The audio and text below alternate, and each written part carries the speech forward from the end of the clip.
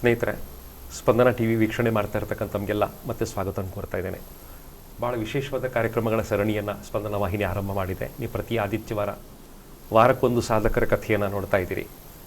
ಯಾರು ಗ್ರಾಸ್ರೂಟ್ ಲೆವೆಲ್ನಿಂದ ಭಾಳ ಎತ್ತರಕ್ಕೆ ಏರಿದ್ರೋ, ಯಾರು ವಿದ್ಯಾರ್ಥಿ ಜೀವನದಲ್ಲಿ ತುಂಬ ಕಷ್ಟಗಳನ್ನು ತಗೊಳ್ತಾ ತುಂಬ ಸ್ಟ್ರಾಂಗ್ ಆಗ್ತಾ ಬದುಕನ್ನು ಕಟ್ಕೊಂಡ್ರೋ, ಯಾರು ತಮ್ಮ ಬದುಕದಲ್ಲಿ ಅತ್ಯಂತ ಅದ್ಭುತವಾಗಿರ್ತಕ್ಕಂಥ ಸಾಧನೆಗಳನ್ನು ಮಾಡ್ತಾ ಎತ್ತರವಾಗಿರ್ತಕ್ಕಂಥ ಶಿಖರವನ್ನು ಏರಿದ್ರೋ ಅಂಥವರನ್ನು ಮಾತ್ರ ಈ ಪ್ರೋಗ್ರಾಮಲ್ಲಿ ಪರಿಚಯ ಮಾಡ್ತಾ ಇದ್ದೇವೆ. ಇವತ್ತು ನಮ್ಮ ಜೊತೆಗೆ ಪ್ರೊಫೆಸರ್ ಪಿ ಸುಬ್ರಹ್ಮಣ್ಯ ಎಡಪಡಿತ್ತಾಯಿ ಅವರಿದ್ದಾರೆ. ಹೌದು ಸ್ನೇಹಿತರೆ, ಅತ್ಯಂತ ಅದ್ಭುತವಾಗಿರ್ತಕ್ಕಂತಹ ಮತ್ತು ಸಾಂಸ್ಕೃತಿಕ ಹಿನ್ನೆಲೆ ಇರತಕ್ಕಂತಹ ಮಂಗಳೂರು ಯೂನಿವರ್ಸಿಟಿಯ ರಿಜಿಸ್ಟ್ರಾರ್ ಆಗಿ ಅವರು ಕೆಲಸವನ್ನು ಮಾಡ್ತಾ ಇದ್ದಾರೆ, ಕರ್ತವ್ಯ ನೆರವೇರಿಸ್ತಾ ಇದ್ದಾರೆ. ಕುಲಸಚಿವರಾಗಿ ಸುಮಾರು 207 ಕಾಲೇಜುಗಳ 75,000 ವಿದ್ಯಾರ್ಥಿಗಳನ್ನು ಮುನ್ನಡೆಸ್ತಾ ಇದ್ದಾರೆ. ಆಡಳಿತ ಅವರ ಅತ್ಯಂತ ಆಸಕ್ತಿ ಕ್ಷೇತ್ರ. ಅವರ ಬದುಕು ತುಂಬ ರೋಚಕವಾಗಿರ್ತಕ್ಕಂಥ ಕತೆ. ಅವರ ಕಥೆಯನ್ನು ಅವರೇ ಹೇಳುವಂಥ ಅತ್ಯಂತ ಅದ್ಭುತವಾದ ಕಾರ್ಯಕ್ರಮ ಸ್ಕೈ ಇಸ್ ದ ಲಿಮಿಟ್ ಕಾರ್ಯಕ್ರಮಕ್ಕೆ ತಮಗೆ ಸ್ವಾಗತವನ್ನು ಕೋರ್ತಾ ಇದ್ದೇನೆ. ಸ್ನೇಹಿತರಿಗೆ, ನನ್ನ ಮಾತುಗಳು ಬಹಳ ಕಡಿಮೆ ಇರ್ತವೆ, ಅವರ ಮಾತುಗಳು ಜಾಸ್ತಿ ಇರ್ತವೆ. ಅವರ ಕಥೆಯನ್ನು ಅವರೇ ಹೇಳ್ತಾ ಹೋಗ್ತಾರಷ್ಟೇ. ನಾನು ಸರ್ ಈ ಕಾರ್ಯಕ್ರಮಕ್ಕೆ ಸ್ವಾಗತ ಮಾಡ್ತೇನೆ. ನಮಸ್ಕಾರ ಸರ್. ಸುಬ್ರಹ್ಮಣ್ಯ ದೇವಸ್ಥಾನದ ಅಂಗಳದಿಂದ ನಿಮ್ಮ ಬದುಕು ಸ್ಟಾರ್ಟ್ ಆಯಿತು. ಎಡಪಡಿತ್ತಾಯ ಫ್ಯಾಮಿಲಿಯಿಂದ ಬಂದಿರತಕ್ಕಂಥವ್ರು, ಅರ್ಚಕರ ಫ್ಯಾಮಿಲಿಯಿಂದ ಬಂದಿರತಕ್ಕಂಥವ್ರು. ನಿಮ್ಮ ಮೂಲವನ್ನು ಹುಡುಕ್ತಾ ಹೋದಾಗ ತಿರುವನಂತಪುರದ ಅನಂತ ಪದ್ಮನಾಭನ ಸೇವೆಯಲ್ಲಿರ್ತಕ್ಕಂಥ ನಿಮ್ಮ ಪೂರ್ವಜರು ಅಲ್ಲಿಂದ ಕೊಲ್ಲೂರಿಗೆ ಬಂದಿರತಕ್ಕಂಥವ್ರು. ಆ ಕತೆ ಬಹಳ ರೋಚಕವಾಗಿ ಸರ್ ಹೇಳಿ ಸ್ಟಾರ್ಟ್ ಮಾಡಿ ಸರ್. ಈಗ ನಮ್ಮ ಎಡಪಡಿತ್ತಾಯ ಕುಟುಂಬಕ್ಕೆ ಸಂಬಂಧಪಟ್ಟ ಹಾಗೆ 2 ಕಡೆ ನಮಗೊಂದು ರಿಸರ್ವೇಷನ್ ಟೈಪ್ ಇದೆ. ಒಂದು ತಿರುವನಂತಪುರದ ಅನಂತ ಪದ್ಮನಾಭ ದೇವಸ್ಥಾನದಲ್ಲಿ ಅರ್ಚಕರಾಗಿ ಸೇವೆ ಸಲ್ಲಿಸುವಂಥ ಒಂದು ಅವಕಾಶ. ಅದೇ ರೀತಿ ಕುಕ್ಕೆ ಶ್ರೀ ಸುಬ್ರಹ್ಮಣ್ಯ ದೇವಸ್ಥಾನದಲ್ಲಿ ಕೂಡ ಅರ್ಚಕರಾಗಿ ಸೇವೆ ಸಲ್ಲಿಸಲಿಕ್ಕೆ ಬೇಕಾದ ಒಂದು ಅವಕಾಶ ಇದೆ. ನನ್ನ ತಂದೆಯವರು ಮತ್ತು ನನ್ನ ತಂದೆಯ ತಂದೆ, ನನ್ನ ಅಜ್ಜ, ಇವರೆಲ್ಲ ತಿರುವನಂತಪುರದ ಅನಂತ ಪದ್ಮನಾಭ ದೇವಸ್ಥಾನದಲ್ಲಿ ಪೆರಿಯ ನಂಬಿಯಾಗಿ ಕೆಲಸ ಮಾಡ್ತಾಯಿದ್ರು. ಸೊ ಪೆರಿಯ ನಂಬಿ ಅಂದರೆ ಹಿರಿಯ ಅರ್ಚಕ ಅಂತ. ಹಾಗೆ ಬರ್ತಾ ಏನಾಯ್ತಂದರೆ, ನನ್ನ ಜನನ ಆದ ನಂತರ ಊರಿಗೆ ಬಂದು ನನಗೆ ಅನ್ನಪ್ರಾಶನ ಮಾಡಿಸ್ಬೇಕಿತ್ತು.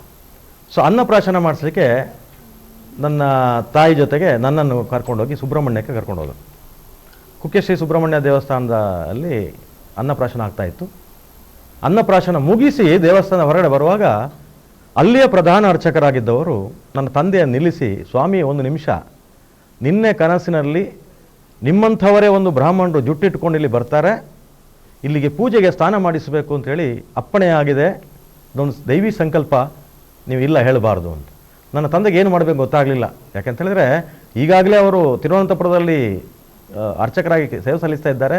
ಅಲ್ಲಿಗೆ ವಿಷಯ ತಿಳಿಸಿ ಅನುಮತಿ ಪಡ್ಕೊಳ್ಳದೆ ಇವರು ಏನು ಉತ್ತರ ಹೇಳೋ ಪರಿಸ್ಥಿತಿಯಲ್ಲಿ ಇರಲಿಲ್ಲ. ನನಗೆ 1 ತಿಂಗಳು ಸಮಯ ಅವಕಾಶ ಕೊಡಿ, ನಾನು ಮುಂದೆ ಬಂದು ನಿಮಗೆ ತಿಳಿಸ್ತೇನೆ ಏನು ಮಾಡ್ಬೋದು ಅಂತೇಳಿ. ತಂದೆಗೆ ಒಂದು ರೀತಿಯ ಗೊಂದಲ ಆಯಿತು. ಆದರೂ ಕೂಡ ಇದು ಕ್ಷೇತ್ರದಲ್ಲಿಯೇ ಒಂದು ಅಪ್ಪಣೆ ಆದ ಕಾರಣ ನಾವು ಮಾಡಬೇಕು ಅಂತೇಳಿ ಅಲ್ಲಿ ರಾಜೀನಾಮೆ ಸಲ್ಲಿಸಿ ಕುಕ್ಕೆ ಸುಬ್ರಹ್ಮಣ್ಯ ದೇವಸ್ಥಾನದಲ್ಲಿ ಅವರು ಸೇವೆ ಸಲ್ಲಿಸಿದರು. ನಿಮ್ಮ ಬಾಲ್ಯ ಆರಂಭ ಆಯಿತು. ಬಾಲ್ಯ ತುಂಬಾ ಕಷ್ಟಗಳ ಪರಂಪರೆಯನ್ನು ದಾಟ್ತಾ ಮುಂದಕ್ಕೆ ಬಂದ್ರಿ. 7ನೇ ಕ್ಲಾಸ್ ಓದೋ ತನಕ ನೀವು ಓದಿದ್ದು ಕನ್ನಡ ಮಾಧ್ಯಮದಲ್ಲಿ, ಸರ್ಕಾರಿ ಸ್ಕೂಲಲ್ಲಿ. ಮನೇಲಿ ಕರೆಂಟ್ ಇರಲಿಲ್ಲ. ಸಾಕಷ್ಟು ಹೋರಾಟ ಬದುಕು ನೀವು ಬಾಲ್ಯದಲ್ಲಿ ಕಾಣಬೇಕಾಯ್ತು. ಸರ್, ಕೆಲವು ಘಟನೆಗಳನ್ನು ಹೇಳಿರ್ಬೋದಾ ಅಂತ? ಆ ಕಾಲದಲ್ಲಿ ಹೇಗಿತ್ತು ಅಂತ ಹೇಳಿದ್ರೆ, ನಮ್ಮ ಕೊಕ್ಕಡ ಆ ಊರಿನಲ್ಲಿ ಎಲೆಕ್ಟ್ರಿಸಿಟಿ ಇರಲಿಲ್ಲ, ಮತ್ತು ಕಚ್ಚಾ ರೋಡು. ನನ್ನ ಮನೆ ಪಾಲಾಲೆಯಿಂದ ಸರಕಾರಿ ಹಿರಿಯ ಪ್ರಾಥಮಿಕ ಶಾಲೆ ಕೊಕ್ಕಡಕ್ಕೆ ಹೋಗಬೇಕಾದ್ರೆ 3 ಕಿಲೋಮೀಟ್ರ್ ಬೆಳಿಗ್ಗೆ ನಡ್ಕೊಂಡು ಹೋಗಬೇಕು ಬರೇ ಕಾಲಿನಲ್ಲಿ. ಪುನಃ ಸಂಜೆ 3 ಗಂಟೆ 3 ಕಿಲೋಮೀಟ್ರ್ ಪುನಃ ವಾಪಸ್ ಬರಬೇಕಿತ್ತು. ಇದು ಪರಿಸ್ಥಿತಿ. ಆಮೇಲೆ ಹಾಕ್ಕೊಳ್ಳಿಕ್ಕಿದ್ದದ್ದು ಒಂದು ಚಡ್ಡಿ, ಒಂದು ಅಂಗಿ. ಶಾಲೆ ಮುಗಿದು ಬಂದ ನಂತರ ಅದನ್ನು ವಾಶ್ ಮಾಡಿ ಒಣಗ್ಲಿಕ್ಕೆ ಹಾಕಬೇಕು. ಅರ್ಧ ಒಣಗಿದ ಆ ಬಟ್ಟೆಯನ್ನು ಹಾಕ್ಕೊಂಡು ಮರುದಿವ್ಸ ಹೋಗಬೇಕು. ಕಾಲಿಗೆ ಚಪ್ಪಲಿಲ್ಲ. ಎಷ್ಟೋ ಸಲ ಶಾಲೆಗೆ ಹೋದವನು ದಾರಿಯಲ್ಲಿ ಕಾಸರ್ಖಾನ್ ಅಂತ ಹೇಳ್ತೇವೆ, ಅದರ ಮುಳ್ಳು ಕಾಲಿಗೆ ತಾಗಿ ಶಾಲೆಗೆ ಹೋಗದೆ ವಾಪಸ್ ಅಳುತ್ತಾ ಬಂದದ್ದು ನೆನಪಿದೆ ನನಗೆ. ಆ ದಿನಗಳು ಹಾಕಲಿಕ್ಕೆ ಚಡ್ಡಿ ಇರಲಿಲ್ಲ ನನಗೆ. ಹಾಗೆ ನನ್ನ ತಂದೆಯ ಸ್ನೇಹಿತರ ಮಗನ ಒಂದು ಚಡ್ಡಿಯನ್ನು ನನಗೆ ಉಡುಗೊರೆ ಕೊಟ್ಟರು. ಯಾಕಂದರೆ ಅವನಿಗೆ ಹಾಕ್ಲಿಕ್ಕೆ ಆಗ್ತಿರ್ಲಿಲ್ಲ. ಇದನ್ನು ಹಾಕ್ಕೊಂಡು ಹೋಗುವಂತ. ಅದು ಬಿಳಿ ಬಣ್ಣದ್ದು. ನನಗೆ ಇವತ್ತಿಗೂ ಕೂಡ ಭಾಳ ಕಣ್ಣಿಗೆ ಕಟ್ಟಿದಾಗೆ ನೆನಪಿದೆ. ಅದನ್ನು ಹಾಕ್ಕೊಂಡು ಇವತ್ತು ನಾನು ಭಾಳ ಒಂದು ಸಂಭ್ರಮಿಸಬೇಕು ಅಂತೇಳಿ ಶಾಲೆಗೆ ಹೋಗ್ತಾ ಇದ್ದೆ. ಮಳೆಗಾಲದ ಸಮಯ, ಅಲ್ಲಿ ಜಾರಿ ಬಿದ್ದು ಆ ಮಣ್ಣೆಲ್ಲ ಬಿಳಿ ಚಡ್ಡಿ ಮೇಲೆ ಆಗಿ ಮುಂದೆ ಪುನಃ ಶಾಲೆ ಹೋಗ್ಲಿಕ್ಕೆ ಆಗಲಿಲ್ಲ. ಇದು ಆನಂತರ ಮತ್ತೂ ಭಾಳ ಒಂದು ವಿಶಿಷ್ಟವಾದ ಸಂಗತಿ ಅಂತ ಹೇಳಿದರೆ, ನನಗೆ ಅಲ್ಲಿ ಮಧ್ಯಾಹ್ನ ಊಟದ ವ್ಯವಸ್ಥೆ ಕೊಕ್ಕಡದಲ್ಲಿ ಇದ್ದದ್ದಾಗ ಒಂದು ಆನಂದ ಭವನ ಅಂತ ಒಂದು ಹೋಟೆಲು, 2 ಟೈಲರ್ನ ಅಂಗಡಿ, ಮತ್ತೊಂದು ಈ ಶಾಲೆ, ಮತ್ತೊಂದು ಇಗರ್ಜಿ, ಮತ್ತೊಂದು ಮಸೀದಿ, ಮತ್ತೊಂದು ಸಿಂಡಿಕೇಟ್ ಬ್ಯಾಂಕ್. ಇದು ಬಿಟ್ಟರೆ ಅಲ್ಲಿ ಯಾವ ಸವಲತ್ತು ಸೌಕರ್ಯಗಳಿರಲಿಲ್ಲ. ಆ ದಿನಗಳಲ್ಲಿ ಆನಂದ ಭವನದಲ್ಲಿ ನನ್ನ ಮಧ್ಯಾಹ್ನದ ಊಟ 50 ಪೈಸೆ ಒಂದು ಊಟಕ್ಕೆ. ಸೊ ಇದು ಊಟ ಮಾಡಿದ ನಂತರ ನಮಗೆ ಒಂದು ಅರ್ಧ ಗಂಟೆ ಬಿಡುವಿತ್ತು. ಆ ಟೈಮಲ್ಲಿ ನಾನು ಏನು ಮಾಡ್ತಿದ್ದೆ ಅಂತ ಹೇಳಿದರೆ, ಉಳಿದ ಮಕ್ಕಳ ಜೊತೆಗೆ ಟೈಲರ್ ಅಂಗಡಿಗೆ ಹೋಗಿ ಆ ಬಟ್ಟೆಯ ಪೀಸ್ಗಳನ್ನೆಲ್ಲ ಕಲರ್ ಬಣ್ಣದ ಪೀಸ್ಗಳನ್ನು ಕಲೆಕ್ಟ್ ಮಾಡುವಂಥದ್ದು. ಐಸ್ ಕ್ಯಾಂಡಿ ತಿಂತಾ ಇದ್ರು ಹುಡುಗರು. ಐಸ್ ಕ್ಯಾಂಡಿ ತೆಕ್ಕೊಳ್ಳಿಕ್ಕೆ ನನಗೆ ಹಣ ಇಲ್ಲ. 5 ಪೈಸೆಗೆ ಒಂದು ಐಸ್ ಕ್ಯಾಂಡಿ, 5 ಪೈಸೆ ಸಿಗದಂಥ ಒಂದು ಕಷ್ಟದ ಕಾಲ ಆ ಕಾಲದಲ್ಲಿ. ನಾನು ಉಳಿದ ವಿದ್ಯಾರ್ಥಿಗಳು ಐಸ್ ಕ್ಯಾಂಡಿ ತಿಂತಾ ಇರೋ ನೋಡಿ ನನ್ನ ಬಾಯಲ್ಲಿ ಜೊಲ್ಲು ಇರಿಸೋದು ನನಗೆ ಇವತ್ತು ನೆನಪಿದೆ. ಮತ್ತೆ ನನಗೇನಂತ ಹೇಳಿದ್ರೆ ನೆಲಗಡಲೆ ಬೀಜ ತಿನ್ನುವಂಥದ್ದು. ಅದ ನಂತರ ಹಣ ಇಲ್ಲ. ಯಾರೋ ಒಬ್ಬ ವಿದ್ಯಾರ್ಥಿ ಅವ ನೆಲಗಡಲೆ ತಿಂತ ಇದ್ದಾಗ ಅವನ ಹತ್ರ ಕೇಳಿದ್ದುಂಟು, 1 ಕಡಲೆ ಕೊಡು, ಹೇಗುಂಟು ನೋಡ್ತೇನೆ ರುಚಿ ಅಂತ. 1-2 ಕೊಡ್ತಿದ್ದ. ಹೇಳಿದ್ರೆ ಆ ಬಡತನ. ಇವತ್ತು ನಾನು ಹೇಳ್ತೇನೆ, ನನಗೆ ಬಡತನ ಶಾಪ ಆಗಲಿಲ್ಲ, ನನ್ನ ಹಳ್ಳಿಯ ಜೀವನ ಶಾಪ ಆಗಲಿಲ್ಲ. ಕನ್ನಡ ಮಾಧ್ಯಮದಲ್ಲೇ ಓದಿ ಬಂದವ ನಾನು, ನನಗೆ ಎಲ್ಲಿಯೂ ಕನ್ನಡ ಮಾಧ್ಯಮ ಇದಾಗಲಿಲ್ಲ. ಇವತ್ತು ನನಗೆ ಭಾಷೆ ಮೇಲೆ ಹಿಡಿತಾ ಇದೆ. ಇಂಗ್ಲೀಷು ನಾನು ಇವತ್ತು ನಿರರ್ಗಳವಾಗಿ ಮಾತಾಡಬಲ್ಲೆ. ಯಾಕೆಂತ ಹೇಳಿದ್ರೆ ನಾವು ಎಷ್ಟೋ ನಾನು ಅರ್ಥ ಮಾಡಿಕೊಂಡಿದ್ದೇನೆ. ತಂದೆ ಹತ್ರ ಹೇಳ್ತಾ ಇದ್ದೆ, ಏನಂತಂದರೆ ಲಕ್ಷ್ಮಿ ಎಲ್ಲರಿಗೂ ಒಲಿತಾಳೆ ಹಣ, ಆದರೆ ಸರಸ್ವತಿ ಒಲಿಯೋದಿಲ್ಲ. ಸರಸ್ವತಿ ಒಲಿಬೇಕಾದ್ರೆ ಅದು ಸರಸ್ವತಿ ಸಿದ್ಧಿ ಆಗಬೇಕು. ಸಿದ್ಧಿ ಆಗಬೇಕಾದ್ರೆ ನಾವು ಕಷ್ಟಪಡಬೇಕು ಅಂತ. 3ನೇ ತರಗತಿಯಲ್ಲಿ ಓದಿದ ಪಾಠ ಇವತ್ತಿಗೂ ನನಗೆ ನೆನಪಿದೆ, ಮತ್ತು ನನ್ನ ಜೀವನಕ್ಕೆ ಅದು ಅಡಿಪಾಯ ಆಗಿದೆ. ಕೈ ಕೆಸರಾದರೆ ಬಾಯಿ ಮೊಸರು ಅಂತ. ಇವತ್ತಿನವರೆಗೆ ನನಗೆ ಕಷ್ಟಪಡದೆ ತನ್ನಷ್ಟಕ್ಕೆ ತಾನೇ ಸಲೀಸಾಗಿ ಯಾವ ಅವಕಾಶವೂ ಬರಲಿಲ್ಲ. ಆದರೆ ನಾನು ಶ್ರಮವಹಿಸಿ ಬಹಳ ಒಂದು ನಂಬಿಕೆಯಲ್ಲಿ ಒಂದು ಪ್ರಾಮಾಣಿಕವಾಗಿ ನಾನು ಪ್ರಯತ್ನ ಮಾಡಿದರೆ ನನಗೆ ಲಭಿಸೋದು ಯಾವುದೂ ಇಲ್ಲ. ಹೀಗೆ ಆಮೇಲೆ ಮನೆಗೆ ಬಂದು ನಾನು ಓದುವಂಥದ್ದು ಅಂತಂದರೆ ದೀಪದಲ್ಲಿ ಸೀಮೆ ಎಣ್ಣೆ ಹಾಕಿ ಅದಕ್ಕೆ ಬತ್ತಿ ಮಾಡಿ ಸೀಮೆ ಎಣ್ಣೆ ದೀಪದ ಅಡಿಯಲ್ಲಿ ಓದಿದವ ನಾನು 7ನೇ ತರಗತಿವರೆಗೆ. ಮನೆಯವರು ಯಾರೇ ಆಗಲಿ ನನಗೆ ಓದು ಅಂತ ಹೇಳ್ತಿರ್ಲಿಲ್ಲ, ನನಗೆ ಓದೋ ಒತ್ತಡ ಇರಲಿಲ್ಲ. ಉಳಿದ ವಿದ್ಯಾರ್ಥಿಗಳು ಕೂಡ ಓದ್ತಾ ಇದ್ದಾರಲ್ಲ, ನಾನು ಓದಬೇಕಲ್ಲ ಅಂತೇಳಿ ನಾನು ಓದ್ತಾ ಇದ್ದೆ. ಇದು ಆಮೇಲೆ ಮತ್ತೂ ನಾನು ನೆನಪು ಮಾಡ್ಕೊ ಹೋದರೆ ನಿಮ್ಗೆ ಹೇಳ್ಬೋದು ಅಂತಂದರೆ, ಗೇರು ಬೀಜ ಮರದ ಅಡಿಯಲ್ಲಿ ಬಿದ್ದದ್ದು. ಗೇರು ಬೀಜ ಕೊಯ್ಲಿಕ್ಕೆ ನಮಗೆ ಆಗ್ತಿರ್ಲಿಲ್ಲ, ಆ ಶಕ್ತಿ ಸಾಮರ್ಥ್ಯ ಇರಲಿಲ್ಲ, ಭಯ ಇತ್ತು ನನಗೆ. ಬಿದ್ದದ್ದನ್ನು ಹೆಕ್ಕಿಕೊಂಡು ಹೋಗಿ ತಾಯಿ ಹತ್ರ ಹೇಳಿ ಅಂಗಡಿ ಕೊಟ್ಟರೆ ಒಂದು ಪುಡಿಕಾಸು ಸಿಕ್ತಿತ್ತು, 1 ರೂಪಾಯಿ 2 ರೂಪಾಯಿ. ಅದರಲ್ಲಿ ನಾನು ಕೊಕ್ಕಡದ ಜಾತ್ರೆಗೆ ಹೋಗಿ ಸಂಭ್ರಮಿಸಿದ್ದು ಇವತ್ತಿಗೂ ನೆನಪಿದೆ ನನಗೆ. ಆಗ ಜೈಂಟ್ ವೀಲ್ ಅಂತ ಇರ್ತಿರಲಿಲ್ಲ, ರಾಟೆಯ ಹುಚ್ಚಾಲು ಅಂತ ಕರಿತಿದ್ದೆ ನಾವು. ಅದರಲ್ಲಿ ನಾವು ಕೂತು ಇದಾಗ್ತಿತ್ತು ಅಂಥದ್ದು. ಆಮೇಲೆ ಸೋಡಾ ಮಾಡುವಂಥದ್ದು. ಆಗ ಗೋಲಿ ಸೋಡಾ ಭಾಳ ವಿಶೇಷವಾದ ಕೊಕ್ಕಡದಲ್ಲಿ. ನನಗೆ ಬಿಡುವು ಸಿಕ್ಕಿದ ಕೂಡಲೇ ಶಾಲೆ ಬಿಟ್ಟ ನಂತರ ಹೋಗಿ ಅವ ಗೋಲಿ ಸೋಡಾ ಹೇಗೆ ಮಾಡ್ತಾನೆ ನೋಡ್ತಿದ್ದೆ. ಆಗ ನನಗೆ ಪ್ರಶ್ನೆ, ಇವತ್ತಿಗೂ ಉತ್ತರ ಸಿಗೋದು ಏನು ಅಂತ ಹೇಳಿದ್ರೆ, ಆ ಗೋಲಿಯೊಳಗೆ ಸೋಡಾದೊಳಗೆ ಗೋಲಿ ಹೇಗೆ ಹೋಯ್ತು ಅಂತ ಅವನ ಹತ್ರ ಕೇಳಿದೆ. ಇದಕ್ಕೆ ಗೋಲಿ ಸೋಡಾ ಇರೋದು, ಈ ಸೋಡಾ ಇರೋದೇ ಹೀಗೆ, ಗೋಲಿ ಹಾಗೆ ಇರುತ್ತೆ, ಅದಕ್ಕೆ ಗ್ಯಾಸ್ ತುಂಬಿದ ಕೂಡಲೇ ಆ ಗೋಲಿ ಮೇಲೆ ಬಂದು ಅದರ ಬಾಯಿ ಮುಚ್ಚುತ್ತೆ, ಆಗ ಸೋಡಾ ಆಗುತ್ತೆ ಅಂತ ಹೇಳ್ತಿದ್ದ. ತಿಳಿದ್ರೆ ಅಂಥ ನನ್ನ ಪ್ರಶ್ನೆಗಳು ತುಂಬ ಆ ಪ್ರಾಯದಲ್ಲಿ ಉದ್ಭವ ಆಗ್ತಿತ್ತು, ಆದರೆ ಉತ್ತರ ಸಿಗ್ತಿರ್ಲಿಲ್ಲ ನನಗೆ. ಇದು ಪ್ರೈಮರಿ ಶಾಲೆಯನ್ನು ಮುಗಿಸ್ಕೊಂಡು ಸರ್ ಹೈಸ್ಕೂಲಿಗೆ ಬಂದಾಗ ಆ ಪ್ರಶ್ನೆಗಳು ಮತ್ತು ಜಾಸ್ತಿ ಆಗ್ತಾ ಹೋಯ್ತು. ಖಂಡಿತ ಹೌದು. ಮನಸ್ಸಲ್ಲಿ ಮೂಡ್ತಾ ಇರತಕ್ಕಂಥ ಪ್ರಶ್ನೆಗೆ ಉತ್ತರ ಸಿಗ್ತಾ ಇರಲಿಲ್ಲ, ಪ್ರಶ್ನೆಗಳು ಮಾತ್ರ ಮೂಡ್ತಾ ಇತ್ತು. ಹೌದು. ಬಡತನ ಕಷ್ಟಗಳು ಮತ್ತು ಜಾಸ್ತಿ ಆಯ್ತು. ಹೌದು. ಸರ್ ಹೈಸ್ಕೂಲ್ನ ಜೀವನ ಬಹಳ ಅದ್ಭುತವಾಗಿತ್ತು. ಹೈಸ್ಕೂಲ್ ಸೇರಿದ್ರೆ ನಮಗೆ ಕೊಕ್ಕಡದಲ್ಲಿ ನಾನು 7ನೇ ಕ್ಲಾಸು ಮುಗಿದ ನಂತರ ಹೈಸ್ಕೂಲ್ ಕೊಕ್ಕಡದಲ್ಲಿರಲಿಲ್ಲ, ದೂರದ ಅರಸಿನಮಕ್ಕೆ ಹೋಗಬೇಕಿತ್ತು. ಆಗ ವಾಹನದ ವ್ಯವಸ್ಥೆ ಇರಲಿಲ್ಲ, ನಡ್ಕೊಂಡು ಹೋಗುವಂಥ ಪರಿಸ್ಥಿತಿ ನಾನು ಇರಲಿಲ್ಲ. ಆಗ ನನ್ನ ತಂದೆಯ ಅಕ್ಕನ ಮನೆ ಧರ್ಮಸ್ಥಳದ ಕುದುರೆತ್ತಾಯರು ಅಂತೇಳಿ, ಅವರು ಅಲ್ಲಿಯೇ ಗೆಸ್ಟ್ ಹೌಸಲ್ಲಿ ಅಡುಗೆಯವರು, ಅವರ ಮನೆಯಲ್ಲಿ ಉಳ್ಕೊಳ್ಳುವ ವ್ಯವಸ್ಥೆ. ಇಲ್ಲಿಯ ಸಂಪ್ರದಾಯ ಅಂತಂದರೆ, ನಾನು ತಂದೆ ತಾಯಿಯ ಪ್ರೀತಿ ಪ್ರೇಮ ವಾತ್ಸಲ್ಯವನ್ನು ಮೊದಲನೇ ಬಾರಿಗೆ ಬಿಟ್ಟು ದೂರದ ಊರಿನ ಧರ್ಮಸ್ಥಳದಲ್ಲಿ ಇನ್ನೊಬ್ಬರ ಮನೆಯಲ್ಲಿ ವಾಸಿಸುವಂಥ ಒಂದು ವಿಚಿತ್ರವಾದ ಮತ್ತು ವಿಶಿಷ್ಟವಾದ ಅನುಭವ. ಯಾಕಂದರೆ ನಾನು ಆ ಪ್ರಾಯದಲ್ಲಿ ತನ್ನನ್ನು ತಾನು ಹೊಂದಾಣಿಸಿಕೊಳ್ಬೇಕಿತ್ತಲ್ಲಿ. ಯಾಕಂದರೆ ಅವರ ಮಕ್ಕಳಿಗೆ ಮೊದಲು ಪ್ರಾತಿನಿಧ್ಯ, ಅವರದ್ದು ಊಟ ಆದ ನಂತರ ನಾವು, ಯಾಕಂದರೆ ನಾವು ಹೊರಗಿನವರು ಅಂತ ಹೇಳುವಂಥದ್ದು. ಅದು ಆ ತಾರತಮ್ಯ ನಮಗೆ ಅರ್ಥ ಆಗ್ತಿರ್ಲಿಲ್ಲ ಆಗ, ಯಾಕಂದರೆ ಎಲ್ಲರೂ ಮನೆಯಲ್ಲಿ ಊಟ ಮಾಡ್ತಿದ್ದದ್ದು ಅಂತ.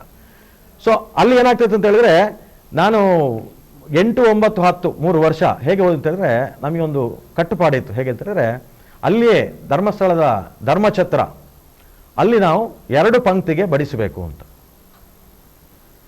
ಆಗ ನಮ್ಮನ್ನು ನೋಡಿಕೊಳ್ಳಿಕ್ಕೆ ಮೇಲುಸ್ತುವಾರಿಗೆ ಶ್ರೀ ಹರ್ಷೇಂದ್ರ ಕುಮಾರ್ ಹೆಗ್ಡೆಯವರ ಕಾಸ ತಮ್ಮ ಅವರು ಒಮ್ಮೊಮ್ಮೆ ಬರ್ತಾ ಇದ್ರು. ನಮಗೆ ಅವರ ಮೇಲೆ ಭಯ ಇತ್ತು. ಯಾವ ಭಯ ಅಂತ ಹೇಳಿದ್ರೆ, ಅದು ಗೌರವಾನ್ವಿತ ಭಯ.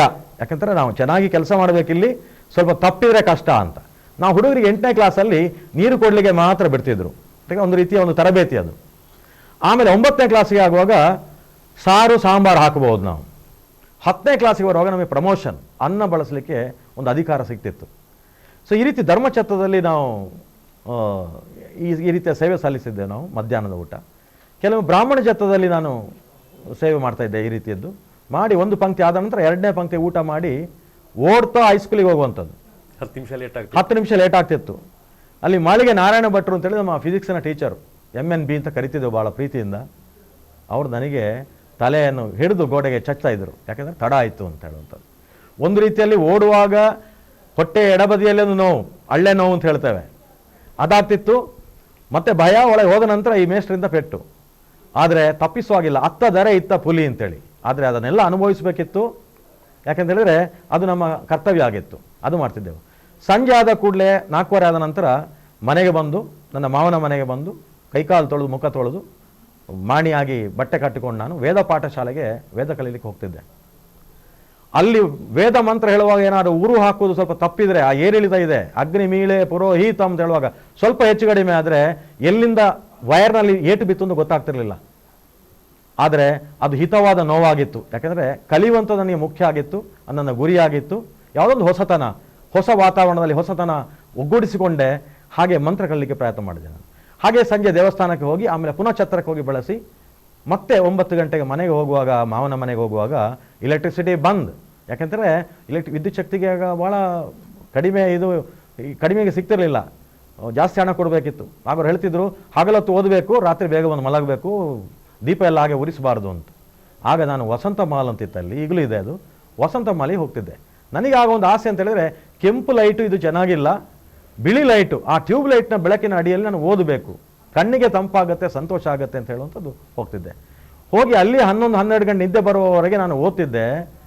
ಓದಿ ಮಲಗುವಾಗ ನನಗೆ ತಲೆದಿಂಬು ಯಾವುದು ಅಂತ ಹೇಳಿದರೆ, ಅಲ್ಲಿ ಬಂದ ಯಾತ್ರಾರ್ಥಿಗಳು ಮಲಗಿರ್ತಾರೆ, ಅವರ ಕಾಲೇ ನನಗೆ ತಲೆದಿಂಬಾಗ್ತಿತ್ತು. ಬೇಸರ ಇರಲಿಲ್ಲ, ಯಾಕಂದರೆ ಟ್ಯೂಬ್ ಲೈಟಲ್ಲಿ ಎಷ್ಟು ಬೇಕಾದ್ರೂ ನಾನು ಓದ್ಬೋದಿತ್ತು, ಇಡೀ ರಾತ್ರಿ ಪೂರ್ತಿ ಓದ್ಬೋದಿತ್ತು. ಅಂಥ ಅವಕಾಶ ಧರ್ಮಸ್ಥಳ ನನಗೆ ಸಿಕ್ಕಿತ್ತು. ಬೆಳಿಗ್ಗೆ ಎದ್ದು ಇವರ ಈ ಯಾತ್ರಾರ್ಥಿಗಳು ಹೇಳುವ ಮೊದಲೇ ನಾನು ಎದ್ದಾಗ್ತಿತ್ತು. ಪೂಜೆಯವರು ಸ್ನಾನ ಮಾಡುವ ಕೆರೆ ಇದೆ ಅಲ್ಲಿ, ಅಲ್ಲೇ ತಣ್ಣೀರಲ್ಲಿ ಸ್ನಾನ ಮಾಡಿ ದೇವರ ದರ್ಶನ ಮುಗಿಸಿ ಪುನಃ ಹೋಗಿ ನನಗೆ ಉಪಹಾರ, ಬೆಳಗಿನ ಉಪಹಾರ ಅಂತ ಹೇಳಿದ್ರೆ ಹಿಂದಿನ ದಿವಸದ ಪಂಚಗಜ್ಜಾಯದ ಉಪ್ಪುಗರಿ, ಅದು ತಿಂದು ನಾನು ಹೈಸ್ಕೂಲಿಗೆ ಹೋಗಬೇಕು. ಮತ್ತು ಬಹಳ ಒಂದು ಅದ್ಭುತವಾಗಿರ್ತಕ್ಕಂತಹ ಒಂದು ಕಥೆಯನ್ನ ಕೇಳ್ತಾ ಇದ್ದೇವೆ. ಇದು ಕಥೆ ಅಂತ ನಿಮ್ಗೆ ಅನಿಸ್ಬೋದು, ಬಟ್ ನಿಜವಾಗಿರ್ತಕ್ಕಂಥ ಜೀವನ ಇದು. ನಿಜವಾಗಿರ್ತಕ್ಕಂಥ ಜೀವನ ಒಬ್ಬ ವಿದ್ಯಾರ್ಥಿ ಎಷ್ಟು ಕಷ್ಟಗಳನ್ನ ಪಟ್ಟ ಅಂತ ಹೇಳೋದನ್ನ, ಮತ್ತೆ ಯಾವ ರೀತಿ ಬದುಕನ್ನ ದಕ್ಕಿಸ್ಕೊಂಡ ಅಂತ ಹೇಳೋದನ್ನ ಬಹಳ ಅದ್ಭುತವಾಗಿರ್ತಕ್ಕಂಥ ಮಾತಲ್ಲಿ ಕೇಳ್ತಾ ಇದ್ದೇವೆ. ಸರ್ ಮಾತಾಡ್ತಾ ಇರೋ ಮಾತಲ್ಲಿ ತುಂಬಾ ಧ್ವನಿ ಇದೆ ಸ್ನೇಹಿತರೆ. ಒಂದು ಬ್ರೇಕ್ ತಗೋತಾ ಇದೆ. ಬ್ರೇಕ್ ನಂತರ ಅವ್ರು ಮತ್ತೆ ಮಾತನ್ನು ಮುಂದುವರಿಸ್ತಾರೆ.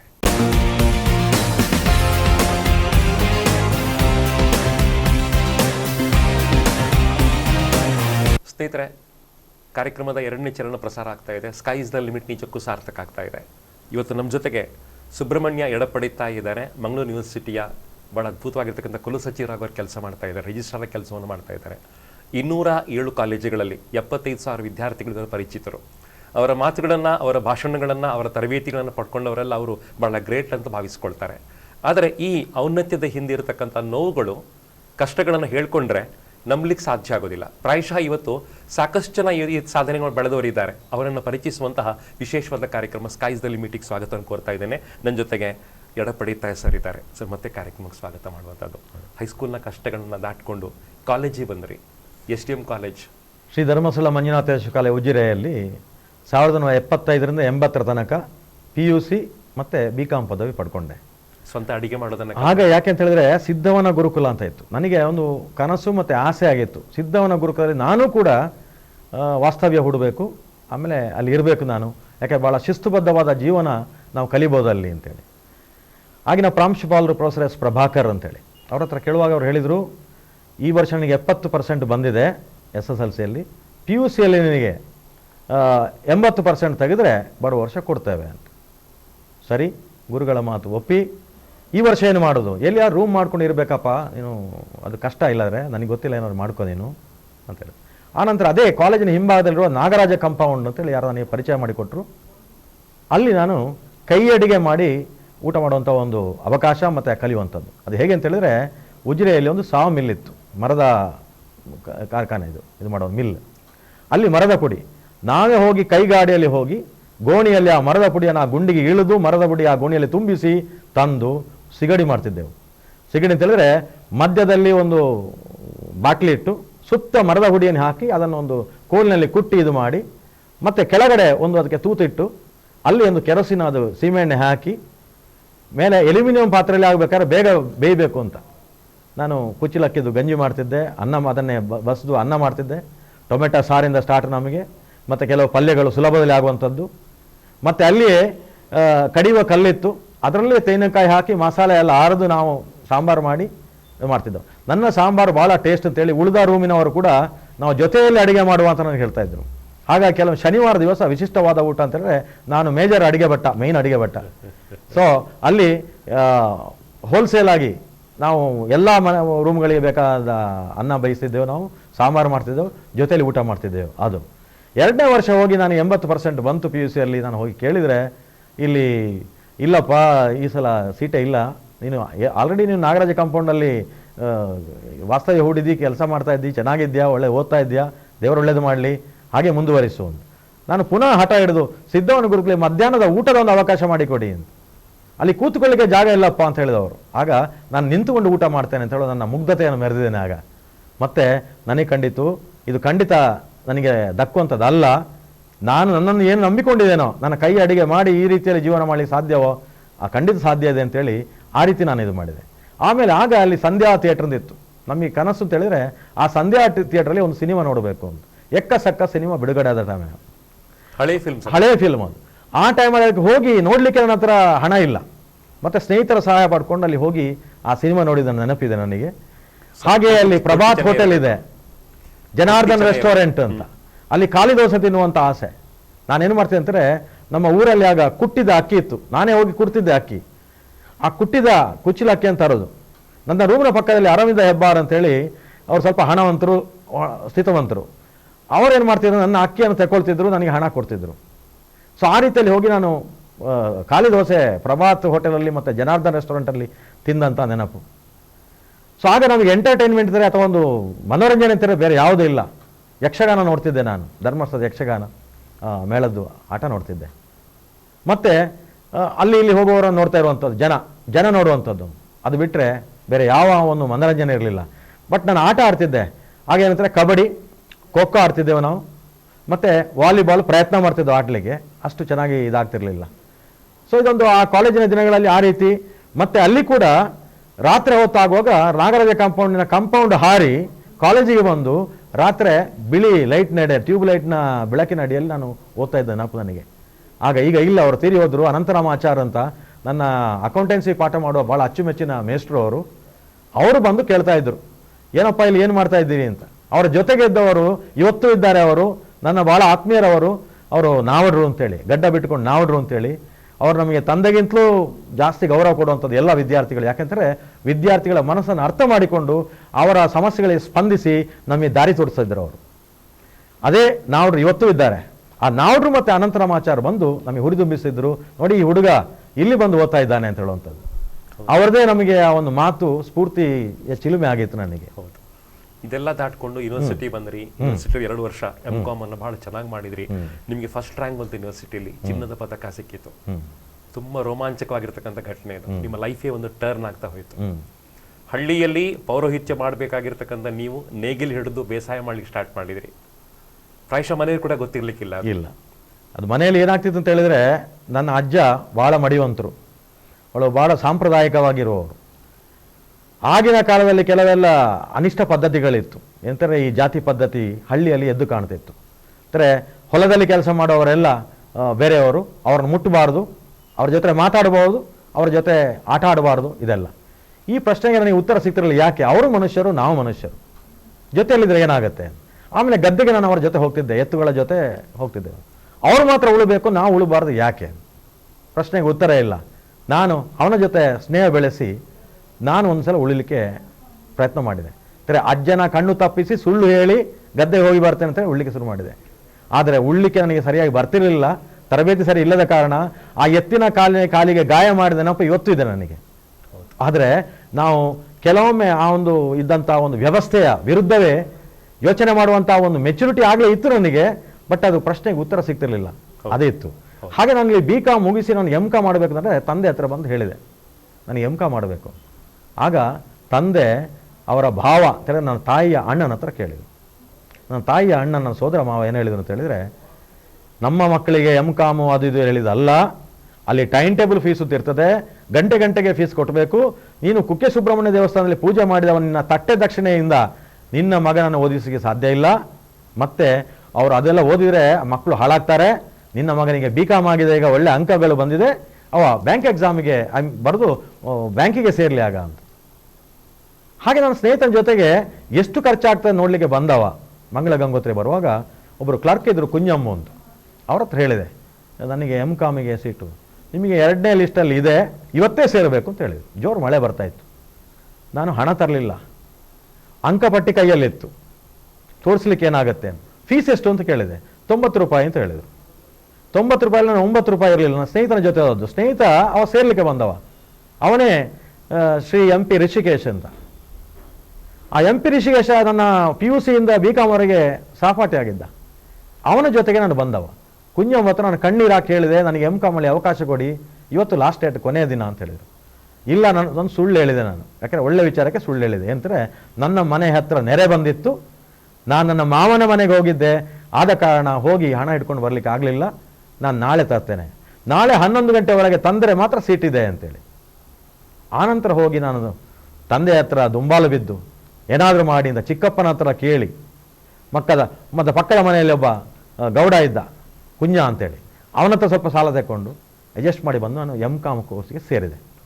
ಸೇರಿದ ನಂತರ ಫೀಸ್ ಕಟ್ಟಲಿಕ್ಕೆ ಹಣ ಇಲ್ಲ. ತಂದೆ ಹೇಳಿದರು, ನಾನು ಮೊದಲು ಹೇಳಿದ್ದೇನೆ ನನ್ನಿಂದ ಓದಿಸೋದಕ್ಕೆ ಆಗೋದಿಲ್ಲ. ಆಗ ನನಗೆ ಒಂದು ಸೂತ್ರ ಕಂಡುಹುಡುಕಿದೆ ಅಂದರೆ, ಸಿಂಡಿಕೇಟ್ ಬ್ಯಾಂಕಲ್ಲಿ ಎಜುಕೇಷನ್ ಲೋನ್ ಅಂತ ಆಗ ಪ್ರಥಮವಾಗಿ ಕೊಡ್ತಾಯಿದ್ರು. ಅದರ ಬಗ್ಗೆ ಕೇಳುವಾಗ ಆದೀತು ಅಂತ. ಆಮೇಲೆ ಹೋಗಿ ಎಜುಕೇಷನ್ ಲೋನ್ ಮಾಡಿ ನಾನು MCOMನ ಫೀಸು ಕಟ್ಟೋದು.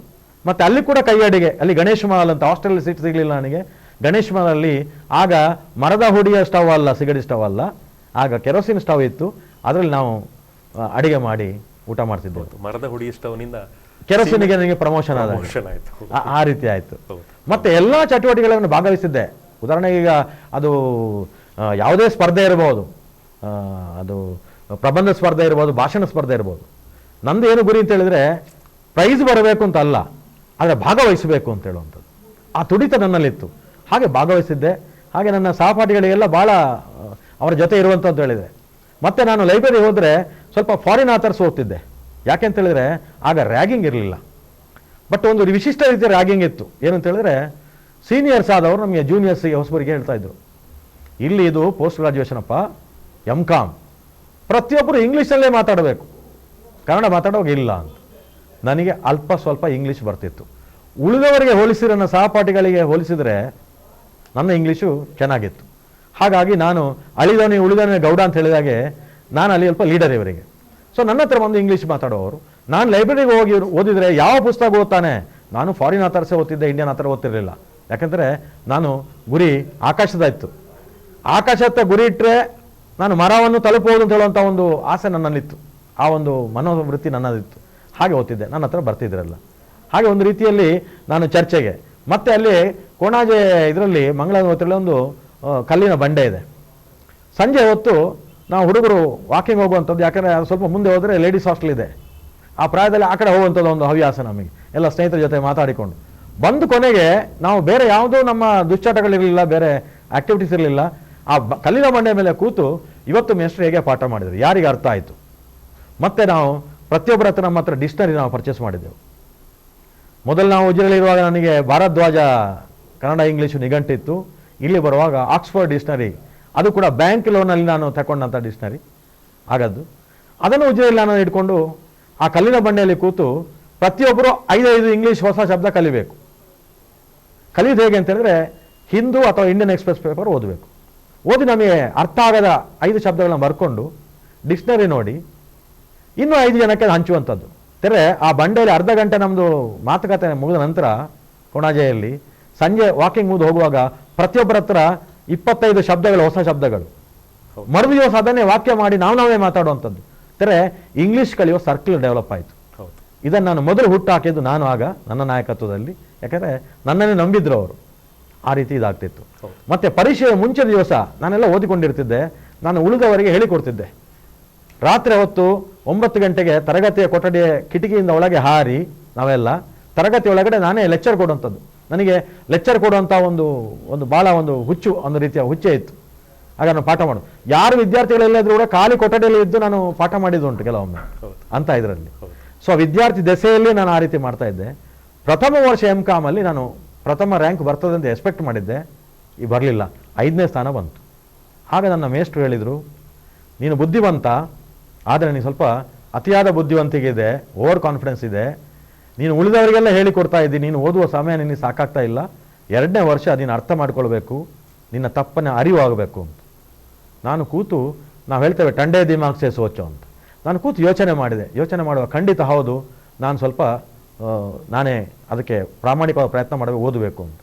ಅಂದರೆ ಹಗಲೊತ್ತು ಇವರೆಲ್ಲ ಹೇಳಿಕೊಡುವಂಥದ್ದು, ರಾತ್ರಿ ಹೊತ್ತು ನಾನು ಪೂರ್ತಿ ಓದುವಂಥದ್ದು ಮಾಡ್ತಾರೆ 12 ಗಂಟೆವರೆಗೆ ಓದಿ, ಅದು ನನಗೆ ರ್ಯಾಂಕ್ ಬಂತು. ಎಲ್ಲ ಸಾಧನೆಗಳ ಜೊತೆಗೆ MCOM ಅಲ್ಲಿ ಫಸ್ಟ್ ರ್ಯಾಂಕ್ ಅನ್ನು ಪಡ್ಕೊಳ್ಳಿಕ್ಕೆ ಎಡಪಡಿತೆ ಅವರಿಗೆ ಸಾಧ್ಯ ಆಗಿದೆ. ಆಮೇಲೆ ಸತತವಾಗಿರ್ತಕ್ಕಂತಹ 33 ವರ್ಷಗಳ ಅಧ್ಯಾಪನ ತುಂಬ ಖುಷಿ ಕೊಟ್ಟಂಥ ಕ್ಷಣ ಅದು. ಕ್ಲಾಸಲ್ಲಿ ಮಕ್ಕಳಿಗೆ ಪಾಠಗಳನ್ನು ಮಾಡ್ತಾ ಸಂಶೋಧನೆ ಮಾಡ್ತಾ ಅವ್ರು ಡಾಕ್ಟರೇಟನ್ನು ಪೂರ್ತಿ ಮಾಡ್ತಾರೆ, ಮ್ಯಾನೇಜ್ಮೆಂಟಲ್ಲಿ ಎಕ್ಸ್ಪರ್ಟ್ ಆಗ್ತಾರೆ. HRM ಅವರ ಭಾಳ ಆಸಕ್ತಿ ಕ್ಷೇತ್ರ ಆಗ್ತದೆ. 21 ಸಂಶೋಧನಾ ವಿದ್ಯಾರ್ಥಿಗಳಿಗೆ ಅವರು PhDಗೆ ಮಾರ್ಗದರ್ಶನ ಕೊಟ್ಟಿರ್ತಕ್ಕಂಥ ಅವರೆಲ್ಲ ಕೂಡ ಸಕ್ಸಸ್ ಆಗಿರ್ತಕ್ಕಂಥ ಯಶೋಗಾಥೆ ಸ್ನೇಹಿತರೆ. ಇದು ಖಂಡಿತವಾಗಿ ಕಥೆ ಅಲ್ಲ ಸ್ನೇಹಿತರೆ, ರೋಚಕವಾಗಿರ್ತಕ್ಕಂಥ ಯಶೋಗಾಥೆ ಅಂತ ನಂಗೆ ಅನಿಸ್ತಾ ಇದೆ. ಇನ್ನಷ್ಟು ಮಾತನಾಡಿ ಬಾಕಿ ಇದೆ, ಒಂದು ಬ್ರೇಕ್ ತಗೋತಾ ಇದ್ದಾರೆ.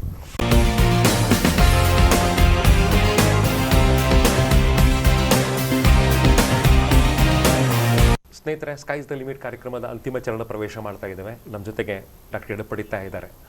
ಮಂಗಳೂರು ಯೂನಿವರ್ಸಿಟಿಯ ಕುಲಸಚಿವರಾಗಿ ಅವರು ಬಹಳ ಅದ್ಭುತವಾದ ಕೆಲಸಗಳನ್ನು ಮಾಡ್ತಾ ಇದ್ದಾರೆ. ಆಡಳಿತ ಅವರ ಆಸಕ್ತಿ ಕ್ಷೇತ್ರ. ಅವರಿಗೆ MCOM ಅಲ್ಲಿ ಫಸ್ಟ್ ರ್ಯಾಂಕ್ ಬಂದಿರತಕ್ಕಂಥ ಕಥೆಯನ್ನು ನಾವು ಕೇಳಿದ್ದೇವೆ. ಆಮೇಲೆ ಅವರ ಲೈಫ್ ಚೇಂಜ್ ಆಯಿತು.